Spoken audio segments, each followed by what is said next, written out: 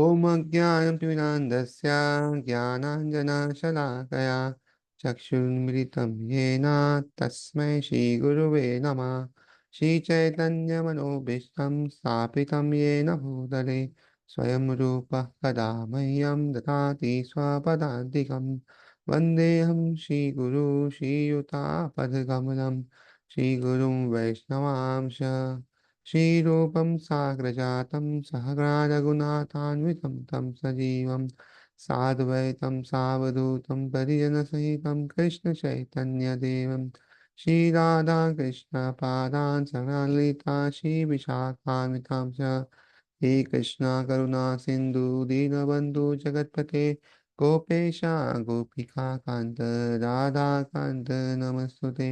तप्त काञ्चन गौराङ्गी राधे वृन्दावनेश्वरी वृषभानुसुते देवी प्रणमामि हरिप्रिये। वाञ्छाकल्पतरुभ्यश्च कृपा सिन्धुभ्य एव च पतितानां पावनेभ्यो वैष्णवेभ्यो नमो नमः। जय श्री कृष्ण चैतन्य प्रभु नित्यानंद श्री अद्वैत गदाधर शिवासादि गौर भक्तवृंदा। हरे Krishna Krishna Krishna Hare Hare Hare Ram Ram Ram Hare Hare. Now we are in chapter number 3 of Bhagavad Gita, verse number 40. So in this chapter, what is happening is Arjuna is asking Krishna whether to renounce the work or to work. And Krishna is saying that you should better work before you can renounce the things. And then he gives some examples and tells that actually one needs to work for his daily maintenance also, and one should not be a pretender. And then he says that you should work for Vishnu so that you can avoid bondage. And then Krishna then explains the cycle of sacrifice, how by doing sacrifice, man and demigod both are happy. And then Krishna says about how a self-realized person is and how he works. He did not work, but still he sets example for common people to follow.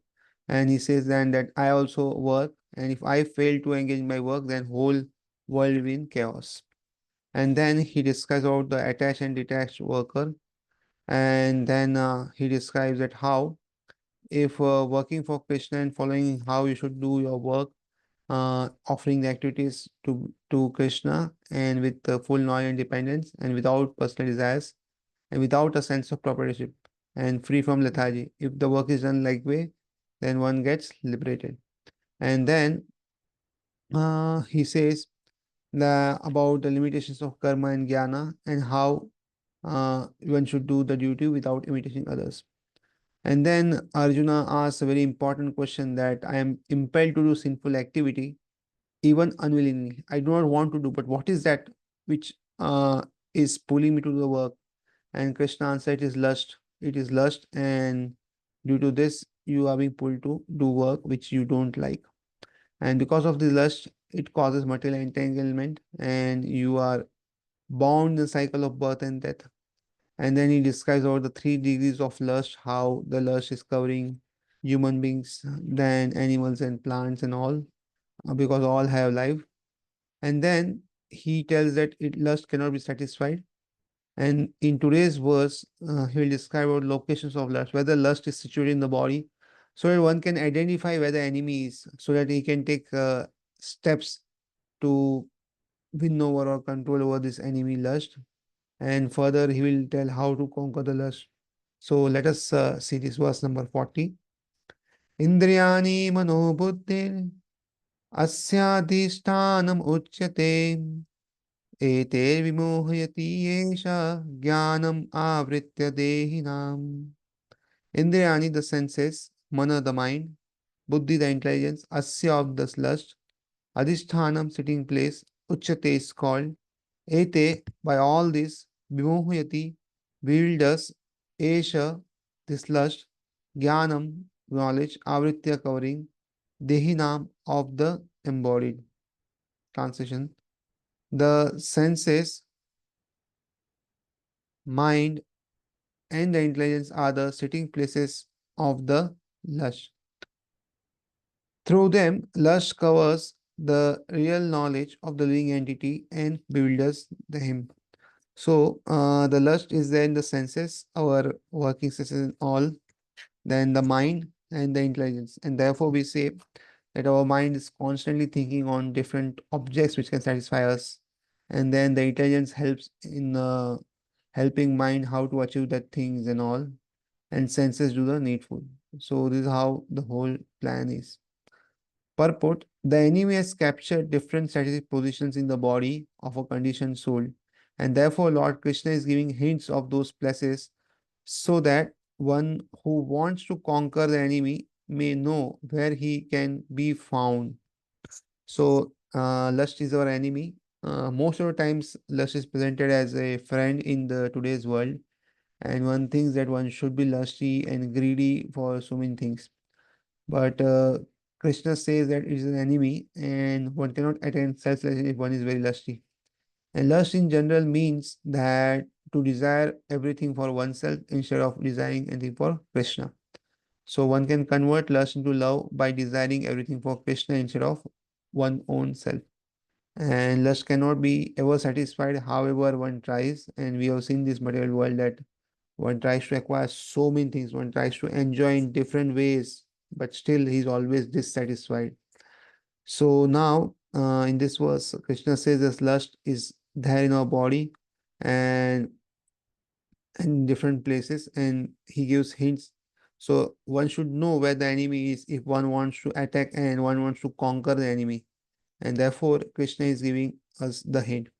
He's saying that mind is the center of all activities of the senses, and thus when we hear about sense objects, the mind generally becomes a reservoir of all ideas of sense division. As a result, the mind and senses become the repositories of lust. So, mind is the active center of all activities. So, all the senses, uh, about them comes mind.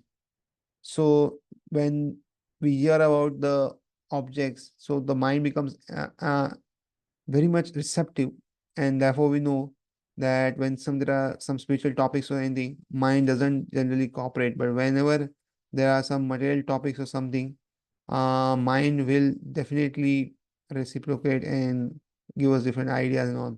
So whatever we enjoy, the all impressions are there in the mind.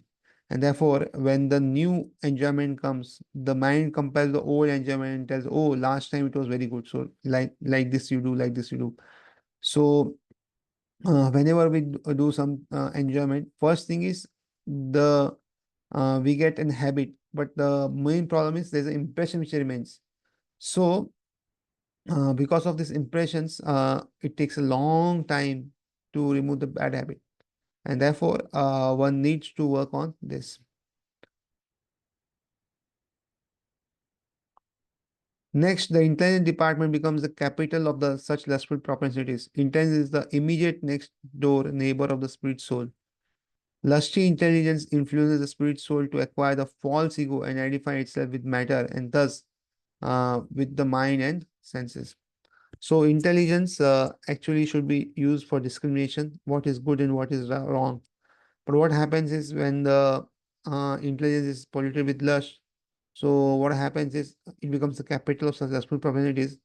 And being intelligence very near to the soul, now what happens is it gives different ideas if to how to do the things.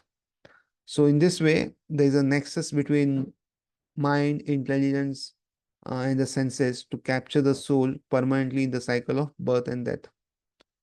Lusty intelligence influences the spirit soul to acquire the false ego and identify itself with matter and thus with the mind and senses. And again, the soul himself, because of this false ego, thinks that he is his material body instead of the spirit soul, and therefore the the cycle of birth and death goes on. The spirit soul, because becomes addicted to enjoying the material senses and mistakes this as true happiness. So in this way, the spirit soul is actually spirit, but because of its contact with matter, it thinks that I am this matter, I am this body, and he becomes addicted to enjoying material sensations and mistakes this as true happiness. This false identification of the spirit soul is very nicely explained in the Srimad Bhagavatam. So, Bhagavatam 10.84.3. 10.84.3 means 10th canto, 84th chapter, and verse number 13. So it says, यस्यात्म बुद्धि कुणपेति धातुके स्वधि कलत्रादिषु भौम इज्यधि यत्तीत बुद्धि सलिलेन करहि चेत् ज्ञानेषु अभिज्ञेषु स एव गोखरा. A human being who identifies his body made of three elements with this self, who considers the byproducts of the body to be his kinsmen, who considers the land of birth worshipable, and who goes to the place of pilgrimage simply to take bath rather than meet men of transcendent knowledge, there is to be considered like an ass or a cow. So, these animals like ass and cow, if we see, they work very hard for little grass. So, generally, cow is worshipable for us and it is a bit in the mode of goodness. But still, here they are both placed in the same place. Why? Because both are ultimately animals, and cow is also mode of goodness, but ignorance goodness. The main mode is ignorance, but in that also, mode of ignorance is in goodness.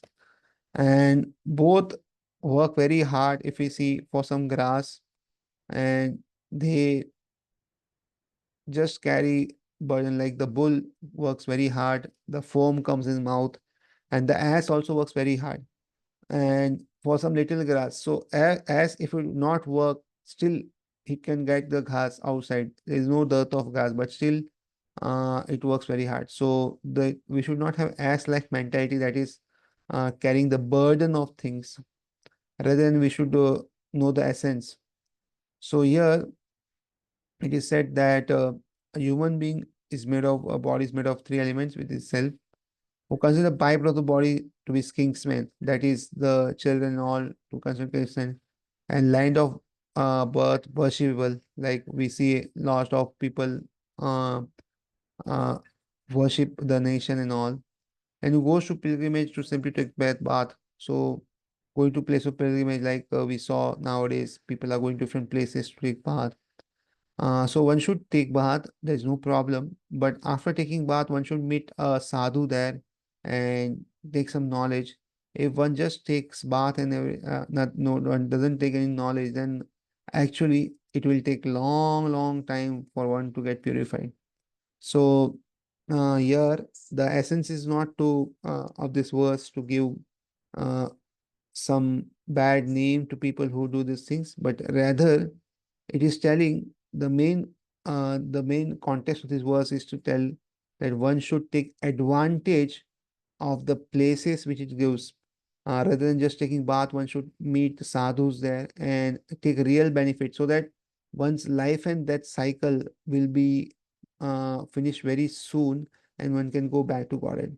And therefore, the land of where we born is actually very important. But more than important is that we can do some devotional service there.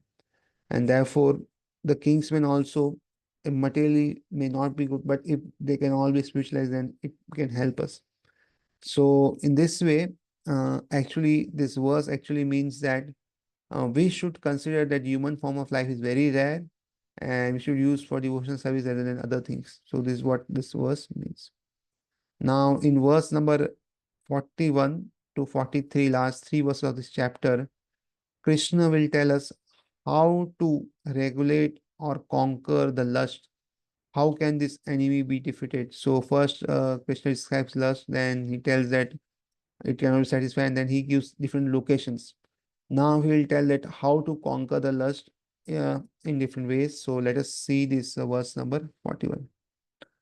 तस्मात् त्वम् इन्द्रियाणि आदौ नियम्य भरतर्षभा पापमानं प्रजाह्येनं ज्ञानविज्ञाननाशनम्.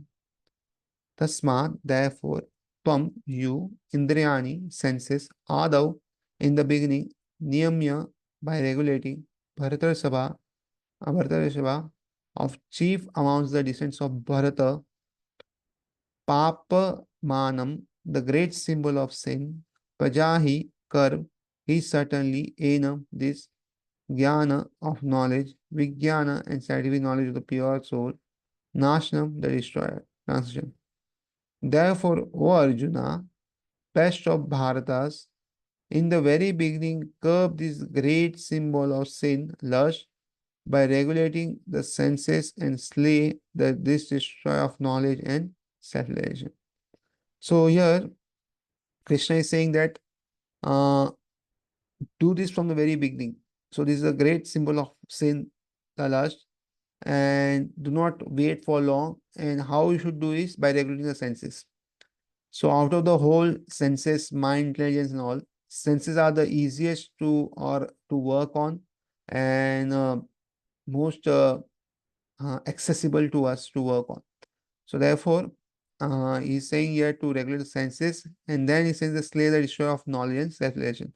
And slay means to kill this lust or to remove this lust fully as per one's capacity. Purport: the Lord advised Arjuna to regulate the senses from the very beginning so that he could curb the greatest sinful enemy lust, which destroys the urge for self-realization and specific knowledge of the self. So here Arjuna is being advised by Krishna that one should work on this lust from the very beginning. And therefore we see that in previous times there was no co-education. So because of that, what is going to happen is naturally uh, people or the boys would be working for knowledge and all, and girls would be chased. And in this way, if we see, they have been trained to control the senses, and not only the knowledge was given for making money, but main knowledge was given was how to control the senses and use for devotional service. So that was how the senses be controlled, and different varieties of services being given, and so many are being taught, so that the the students can use the senses in the greatest service of the Lord. And here also he's saying that from the very beginning, you just regulate these senses. So senses need to be regulated. So if senses are not regulated, it's impossible to control lust. And therefore, we see there's regulation of when to wake up in the morning. There's a regulation of how to use the senses, what to see, what to hear, and what to take inside is what to eat. So this all is very important, because if our senses go astray and eat whatever they like, drink whatever they like, or see whatever they like, hear whatever they like, then it's impossible to control the senses. Because if we see, general tendency is that we like to hear something which is not good, we like to eat which is tasty but may not be offered to Lord. And therefore, the most important thing for the sadhaka is to first regulate the senses. And it's not easy, but if we want to achieve a goal of going back to God, of achieving love of Krishna or Prema, then it is definitely necessary that we curb this sinful enemy of lust. Otherwise, if we see, if one is too much attached, then one will never have this urge for self-realization and specific knowledge of self. And therefore, as time goes by, gradually our senses should be used only for service of Lord. And therefore, this is very important that uh, the senses are regulated. Otherwise, the urge for self is being not there. So if we see today's time and age where there's too much advertisement being done of how to enjoy, use this, use that. So it's very difficult for people to, in general, to go in this direction of self-realization. And therefore, so many people are being caught in just enjoying the senses. And by enjoying the senses go more astray, and they in turn uh, make the living entity miserable. So at one side, more enjoyment, other side, more misery, more misery, more misery. but at the same time they cannot leave enjoyment also. So such is the trap in which people are being now uh, in, and therefore they cannot come out also. So we see therefore so many problems are there in the today's world. So jnana refers to knowledge of the self as distinguished from the non-self, or in other words, knowledge that the spirit soul is not the body. Vijnana refers to specific knowledge of the spirit soul's conscious position and its relation to the supreme soul. It is explained thus in the Srimad Bhagavatam. So Gyan means we are not his body, that means Gyan. And Vigyan means that we are spirit soul and we are eternal servant of Krishna. So gradually we should have Jnana and then also Vijnana so that we can worship the Lord and go back to Godhead. So Srimad Bhagavatam, second canto, chapter 9, 31 verse explains Jnanam parama guhyam me yad vijnana samanvitam saharahasyam tad angam cha grahana gaditam maya. The knowledge of the self and the supreme self is very confidential and mysterious. So, this knowledge that we are not his body, we are spirit soul is very, very confidential. And Krishna Supreme Personality is so confident that most of people even do not know this. And even if one hears this, it's very difficult to actually realize this. And therefore, it is called very confidential. But such knowledge specific relation can be understood if explained with their various aspects by the Lord Himself. So, such knowledge and specific relation can only be understood if explained by the Lord. Otherwise, it's difficult for us to understand because the Lord has made us and Lord knows best how to explain it to us. And therefore, Lord is given this Bhagavad. So, Bhagavad gives us that general and specific knowledge of the self. The living entities are part and parcels of the Lord, and therefore they are simply meant to serve the Lord. So, Bhagavad gives this knowledge, and we, as the living entities, we are part and parcel of the Lord, and therefore our role is to serve the Lord. But because of the false ego which we have now, we think that we are the enjoyer, and instead of serving the Lord, we want Lord to serve us, and therefore we see that when most of us when go to the Lord, we pray that we want this, please help us in this, please help us in this. So, or if you pass me exam, I will give this. If our business goes good, we'll have this. Or if the relationship goes good, then I will give this. So instead of serving the Lord, we want the Lord to fulfill all our desires. And therefore, what happens is we are simply unhappy. This consciousness is called Krishna consciousness. So this consciousness that we are meant to serve Krishna or the Lord is called Krishna consciousness. So constantly when we think it, oh, how can I serve Lord? How can I serve Lord? What can I offer to the Lord? Can I offer this bhoga? Can I offer this thing? Good asan? Can I offer this kirtan? So like this, one becomes Krishna conscious. One is constantly thinking how to please Krishna. So from the very beginning of life, one has to learn this Krishna consciousness, and thereby one may become fully Krishna conscious and act accordingly. So this has to be done from a very childhood, and therefore Prahlad Maharaj also says that one has to practice devotional service at the age of 5. So general before in the previous yugas, the tradition was that the child was to be sent to Gurukul at the age of 5. So he will learn from this guru different aspects and specifically the devotional aspects or the bhakti aspect also. So in today's time and age, most of the schools do not teach even the basic things like we are not this body but soul, and therefore it's very difficult for us to accept and things.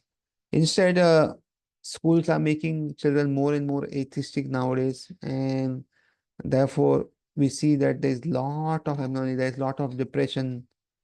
People are going through cycles, drug addictions, then so many problems is going on. Except for studying, child are doing so many nonsense things, and in this way, wasting the human form of life, which is very rare, very rare, very rare. So we should teach this to children also. as far as uh, things allow, so that there's valuable life is being saved. Lust is only the perverted reflection of the love of God, which is natural for every living entity. So, lust means to satisfy one's own desire, and love means to satisfy Lord's desire. So, lust is nothing but when we turn against God, or then it becomes lust. So, what happens is, uh, Krishna's service is what we are meant to do. So, instead of doing Krishna's service, when we say that, oh, I don't want to serve Krishna, why only Krishna is Lord, then automatically what happens is we are in the clutches of Maya. So there is nothing in between. So either we serve Krishna or we serve Maya, or we serve ourselves in a way which is not good. So uh, it's very easy to convert lust into love. Instead of serving us, or instead of desiring anything for us, we should desire everything for Krishna. It's so easy. And therefore it is perverted reflection of the love of God. So naturally, if we see, if we do everything for Lord, we'll be happy. But because we have gone against this, so what has happened is we want to satisfy us, but this will make us unhappy. And if we just try to please the Lord, we'll again be happy. But if one is educated in Krishna consciousness from the very beginning, that natural love of God cannot deteriorate into lust. So, from the beginning of the childhood, if one is practiced how to do devotional service, how to serve Krishna, then what has happened, that natural law of God, which is there in everybody's heart, will not deteriorate into lust, or the goodness, the from goodness will not go to passion, but will go to super goodness or Shuddha Sattva. And this way, one can go back to Godhead. When love of God deteriorates into lust, it is very difficult to return to the normal condition. So, when this love of God, which a person has, is converted to lust, or when people generally are born, so instead of serving the Krishna, if they are not being taught to serve Krishna, but they have been taught how to serve oneself, then further it is not so easy to again go to the normal condition of serving the Lord. Nonetheless, Krishna consciousness is so powerful that even a late beginner can become a lover of God by following the regulative principles of devotional service. So, this Krishna consciousness, or this God consciousness, is so powerful. The books which Prabhupada has written, is what we are reading now, the process of reading, chanting, hearing, dancing, eating prasadam daily, worshiping the Lord. So these are all so powerful that even one starts very late. And generally, nowadays, actually, people generally start late only because once one gets his education at a uh, very late time, not in the childhood, which was the previous procedure. So even if one starts late, then still one can become a lover of God. So one what need to do is just follow some regulative principles of devotional service. There's some do's and some don'ts. So do's are just chanting, hearing, reading, going to different dham to take darshan of the Lord, and having that consciousness. And don'ts are just follow the four regulative principles. So these four regulative principles do not make us devotee, but actually it helps us to be on the normal human platform. That's all. So no more eating, no illicit sex, no gambling, and no intoxication. These four are so sinful that nowadays we are seeing that lives and lives are being destroyed because of this. And even if the lives are destroyed, still it's not easy to leave this because they are very addictive. So special measures are to be taken, like previous government would ban liquor, tobacco, and also no slaughterhouses, and also that there were some laws which would bind in marriage ties so that one would have no relation outside marriage. And this used to be done very strictly, but nowadays it's not so easy. But because of this, what's happening is people are gliding down to animal level. So a mass or the material body, one material body is eating another material body. So it's ghastly. Actually, it's the Rakshasa Pravritti and not so good also at the same time. One's intelligence built and one gets a huge amount of karma that one has to suffer. So therefore, one needs to check on this. And actually, after eating and doing all these things, one even naturally doesn't become happy because of the karmic reaction of killing so many animals. One is naturally disturbed always, and therefore, uh, even if we see by drinking, one's liver is damaged and so much money is wasted, which one can be used for good work for family. So therefore, these are very good and very easy to do and which are very helpful. So these are only things to be done. And so, uh, from any stage of life or from the time of understanding urgency, one can begin regulating the senses in Krishna consciousness, devotion service of the Lord, and turn the lust into love of God, Godhead, the highest perfectional stage of human life. So, whatever time one comes in contact with Krishna consciousness, one comes in contact with books or devotees or deities, or one understands urgency, one should start regulating the sense in Krishna consciousness or devotion to the Lord and turn this lust into love of God and highest perfection of human life. So whatever time we have, whatever energy we have, whatever type of body we have, and whatever place we are staying in, so whatever facility we have, we should try to use this best practices or uh, use this in devotion such a lot and thereby make one's life successful. So again in 42 verse, the uh, how that it is easy to control senses, then mind and intelligence, hand and soul.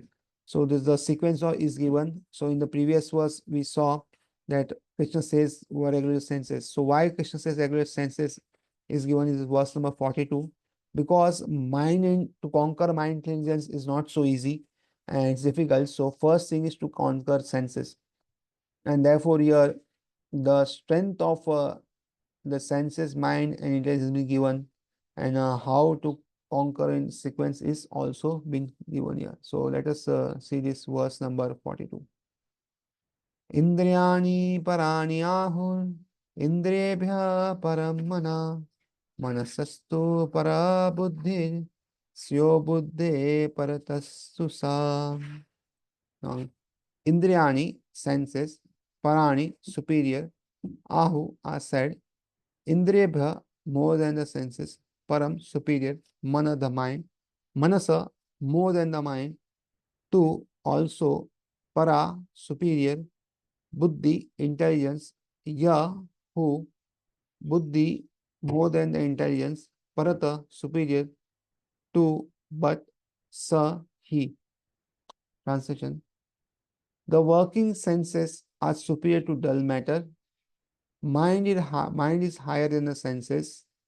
Intelligence still higher than the mind, and he, the soul, is even higher than the intelligence.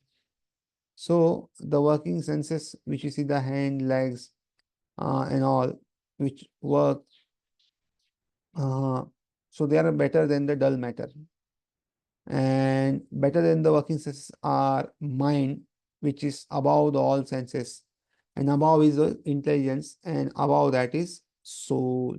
So this is a sequence of things. Purport: the senses are different outlets for the activities of the lust. So, if one wants to enjoy different things, one cannot enjoy without senses.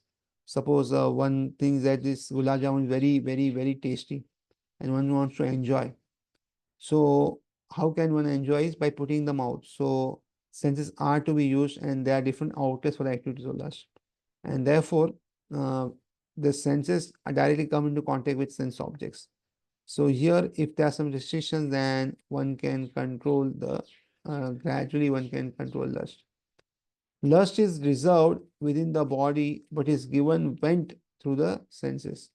So it is not that lust is there only the senses, but what is happening is lust is there throughout the body. But how can lust be used or given vent is by senses. Therefore, the senses are superior to the body as a whole. So we have this body, and above the bodies are the senses. These outlets are not in use when there is superior consciousness or Krishna consciousness. So these senses are not used for lust, but they are used for lost devotion service when one is there in the superconscious or Krishna consciousness. In Krishna consciousness, the soul makes direct connection with the Supreme Personality of Godhead. Therefore, the hierarchy of the bodily functions, as described here, ultimately ends in the Supreme Soul. So, in Krishna consciousness, what happens is one comes in connect with Supreme Personality Godhead, and therefore, here, what is the hierarchy is given, it ends in from, so like senses will go to mind, mind, intelligence, intelligence, the soul, and soul to super soul. This is how the sequence is, and ultimately ends the Supreme Soul. So bodily action means the functions of the senses, and stopping the senses means stopping all bodily actions. So bodily actions means if the body has to act, it has to act through the senses. Like the eyes, they see; the nose, they smell; the ears hear; hands and legs do some work. So like this, the bodily actions can means the function of the senses.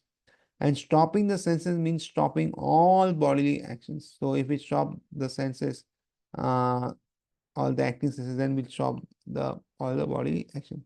But since the mind is active, then even though the body may be silent at the rest, the mind will act as it is during dreaming. So the mind is always active. When we sleep, also mind is active, and therefore we see different types of dreams. And therefore the mind acts to the dreams on us. But above the mind is a determination of the intelligence, and above the intelligence, the soul proper. So therefore the soul is directly engaged with the supreme. Naturally, all the subordinates, namely the intelligence, mind, senses, will be automatically engaged. So about the mind is determination of intelligence. So we have seen this. So mind says that I like this and I don't like this. But intelligence says, even if you don't like it, this is good for you. And even you like this is not good for you. So about the mind is discrimination. So mind intelligence discriminates that this is bad, but you should do. Or this is you like, but it is not good for you, so you should not do. So like this, intelligence will direct the person that what is right and wrong according to not what you like or not, but according to what is good for your spiritual progress. In this way, the intelligence directs the mind by discrimination. And above intelligence is soul proper. So soul is above intelligence also. If therefore the soul is directly engaged, so if the soul is directly engaged in devotional service, then what will happen? All the subordinates, like intelligence, mind, will be automatically engaged. So this is a way it can be done, that the soul is given Sagyat Sukhuti and one starts devotional service. In the Katha Upanishad, there is a similar passage in which it is said that the objects of sense gratification are superior to senses, and the mind is superior to sense objects. If therefore the mind is directly engaged in the service of the Lord constantly, then there is no chance that a senses will be become engaged in otherwise. And therefore, if the mind is engaged, so mind has three functions: thinking, feeling, and willing. So if these three functions, that we think about Krishna, we feel about Krishna, we will about Krishna, that our willing is that I want to do this service or this service or this service, then what happens is we'll constantly think of Krishna, we'll constantly willing for Krishna. And in this way, what will happen? We have different feelings for Krishna. Our mind will be constantly engaged in the service of the Lord. And if this way the mind is engaged, then there is no chances that the sense will be engaged otherwise. Because if we feel for Krishna, we'll make different bhogas. So in that the sense will be engaged. We'll offer to the Lord. We'll do some abhishek and different things we do for the Lord. And in this way, what happens is our senses are being engaged in Krishna's service. And therefore, one will not have the chance to maybe engage in different ways. This mental attitude has been already been explained. Param Deshwa Nivartante. If the mind is engaged in transcendental service of the Lord, there is no chance of its being engaged in the lower propensities. So, if the mind is utilized in service of the Lord, it will derive satisfaction from that. And if one derives satisfaction, one derives happiness, then naturally mind is not diverted. So, why our mind is diverted in different things, or why we are doing different things? Because naturally we are not happy. So if one is happy, one will naturally be very satisfied. And when the soul serves super soul, or when the soul serves Krishna, and naturally one will be happy. And therefore, if mind is engaged in transcendental service of Lord, there is no chance of being its engaged in lower percent. So one will be saved. In the Katha Upanishad, the soul has been described as Mahan, the great. Therefore, the soul is above all named sense objects, senses, mind, and intelligence. Therefore, directly understanding the constitution of the soul is the solution of the whole problem. So, um, if the mind is engaged in the service of the Lord, then one will not go down. And in this way, one will understand the constitution of the soul. So by using intelligence, one will read different shastras, by engaging the mind in chanting and senses in different ways. What will happen is gradually one will get purified, and one will understand his conscious position, that he is the soul. He is not the Lord, and he cannot control over the material world. And therefore, one will understand his conscious position. And this is the solution of whole problem. One will be very, very happy. And the soul has been described as Mahan or great. The soul is very much a great thing. So we are Anu as soul, and Krishna is Vibhu. So Krishna is very big and we are very small, and the small serves the big one. So the Anu or we should serve the Krishna or Supreme Personality of Godhead. So when we understand this conscious position that we are the servants and we need to serve the Lord, and then automatically the whole problem is being solved. And gradually, what will happen is we'll do the things which is necessary, so that our bhakti bhav can be enhanced daily and on a regular basis. With intelligence, one has to seek out the constitutional position of the soul and then engage the mind always in Krishna consciousness. So what can one do is, with the intelligence, one can read different books like Bhagavad Gita, Nectar of Instruction, Nectar of Devotion, Ishopanishad, and so many other books one can read. And in this way, what will happen is uh, one's mind will also be engaged in Krishna consciousness. So this is what one needs to do. This is called surface management. So our mind should have constant thoughts, pictures, and different paraphernalia in which we can engage ourselves in Krishna consciousness. So what will happen in this way is we'll not have new impressions of enjoyment. At the same time, devotional service which we are practicing will gradually wipe out the old impressions, and gradually when the mind becomes pure, then one becomes fully Krishna conscious. Otherwise, till the time mind is not purified, one cannot be fully Krishna consciousness. That's also the whole problem. Neophyte spiritualist is generally advised to keep aloof from the objects of the senses. So, one new person or new devotee is generally told that please be away from the objects of senses. But aside from that, one has to strengthen the mind by use of intelligence.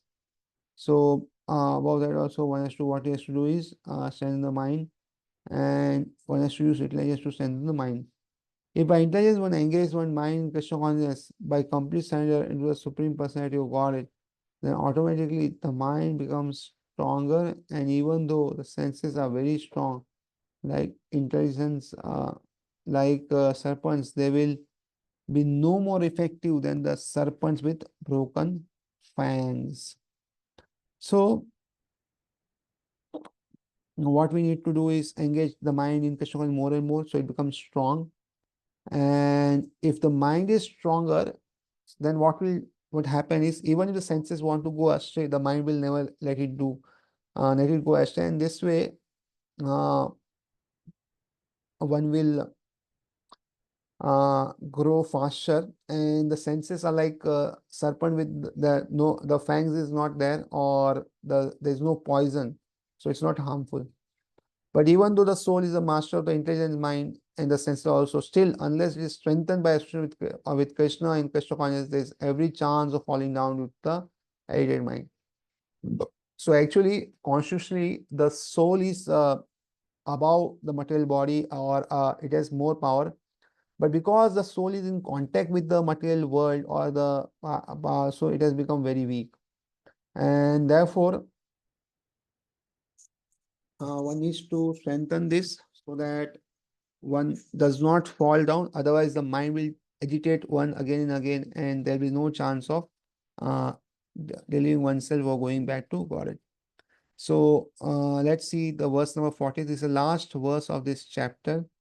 And here Krishna is saying that you study your mind by deliberate spiritual intelligence and understand that you are not his body but spiritual, you are transcendental and not material. So let's see this verse number 43. Evam buddhe param buddhva samstapya atmanam atmana jahi shatru mahabaho kamarupam durasadam. Evam, thus, buddhe, to intelligence, param, superior, buddhva, knowing, samstabhya, by studying, atmana, the mind, atmana, by deliberate intelligence, jahi, conquer, shatru, the enemy, mahabaho, O mighty arm one, kama rupam, in the form of lust, dura sadam, formidable. Translate. Thus, knowing oneself to be transcendental to the material senses, mind and intelligence, O mighty arm Arjuna, one should study the mind by deliberate spiritual intelligence, Krishna consciousness, and thus, by spiritual strength, conquer this insatiable enemy known as lust. So, uh, one should understand that one is transcendental to this material senses, mind, intelligence. So, one is not this material body. So, one is not this material body, but one is in material body. So that doesn't mean that we'll ignore this material body, because we have to do all our work through this material body. So therefore, what needs to be done is spiritualize this material body. Sometimes we see that devotees think that we are not his material body, and then they do not take care of this material body well, and use this very abruptly or harshly. So one should not do this. So we are not this material body, but at the same time, this material body is a vehicle given to us by Krishna, so that we can use this vehicle in service of Krishna, or this material body in service of Krishna. So it has to be properly used or utilized in service of Krishna. Otherwise, one will not be able to achieve Krishna consciousness.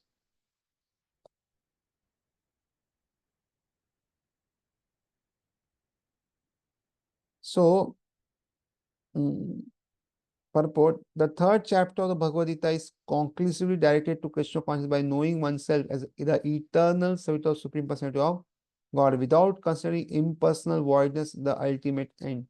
So here, again, Prabhupada is saying that we should know that we are eternal servitors of Supreme Personality of God, or we are their servants, and we should not consider voidness the ultimate end, because some people said impersonal avoidance or is ultimate, and this is not the case.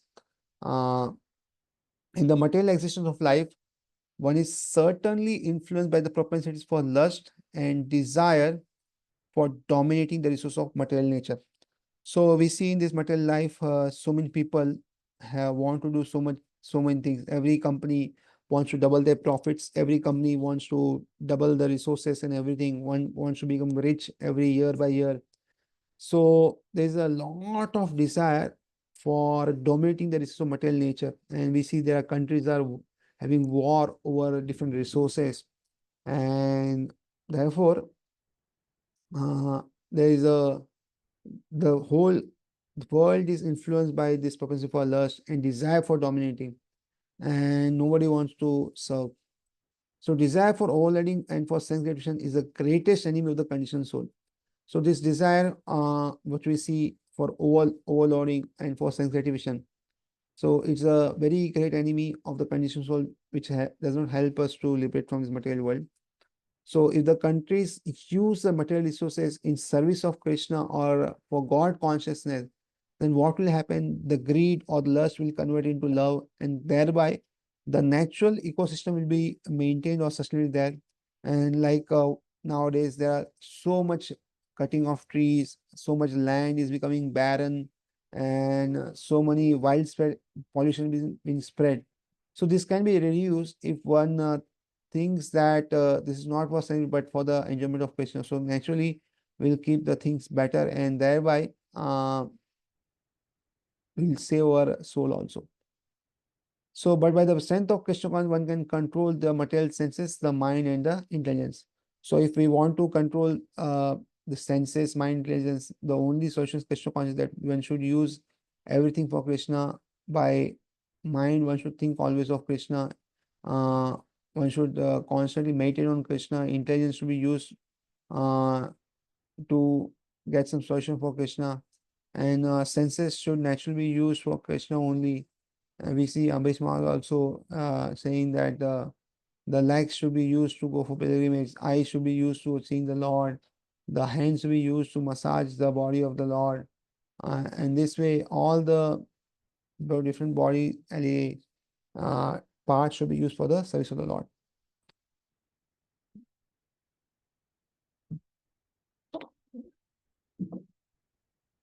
One may not give up work and prescribed duties all of the sudden, but by gradually developing Krishna consciousness, one can be situated in a transcendental position without being influenced by the material senses and the mind.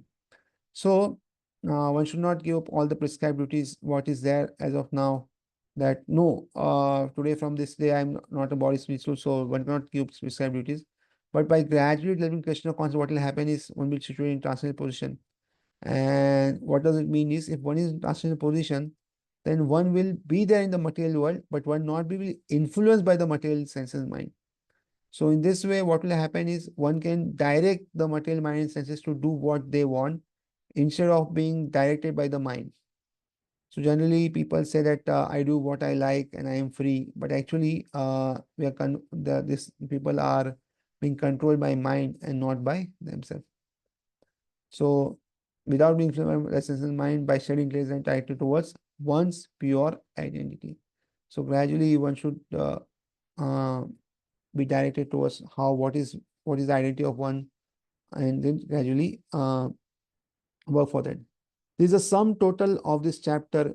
In the immature stage of material existence, philosophical speculations and artificial attempts to control senses by so-called practice of yogi postures can never help a man towards spiritual life. He must be trained in Krishna consciousness by higher intelligence. So this chapter speaks about this.